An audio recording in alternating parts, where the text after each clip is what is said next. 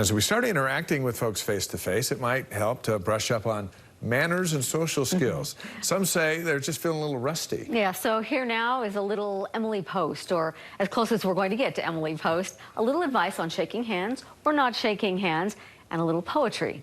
Here's photojournalist Peter Rosen. Alex. I'm Alexander. With an I. As I am my own kind of great. A poet. Usually doesn't write alone. He writes like this. I am the hero to my own life story. I've spent so much time alone. But transitioning out of a pandemic, he finds it challenging to re-engage with the world. I don't even know if my face works right. Face to face. And the only way I can really tell is by referencing against other people's faces. When for more than a year, the faces have been masked. We're social referencing organisms. That's what we do. We look at other people and is everybody smiling? Okay, we're all smiling. This is a good time, you know? Re-entry is challenging, even for a Post. I think it's definitely a common experience. I'm feeling it. A great-great-granddaughter of Emily Post.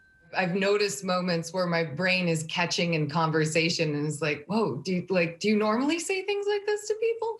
Is this like how normal interaction goes? Perhaps it's a muscle. I was like, oh my gosh, I have to talk to someone. We need to exercise. I think we do. We have to build up our social muscles again. With Miriam Roddy, instigator of National Handshake Day, review handshake don'ts. Don't do one of those arm grabs while you're shaking their hand, and don't do the cover up. And handshake do's. You basically just web to web, thumb joint, 1, 2, 3 pumps, let go. And because it's a pandemic, how to not shake hands. If I was approaching you in person, I'd probably say, handshake okay? Or is a handshake welcome? Should we be shaking hands with business associates and new people that we come into contact with?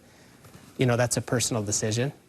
But if you decide to be a handshaker, also decide to have some hand sanitizer with you. Review tips. We often say sports, entertainment, For small talk. Podcasts, books, movies, TV shows, all great things. Asking people questions about themselves is always a great conversation starter. It's a good, strong handshake, looking people in the eye. And get back to basics. We need to start thanking people.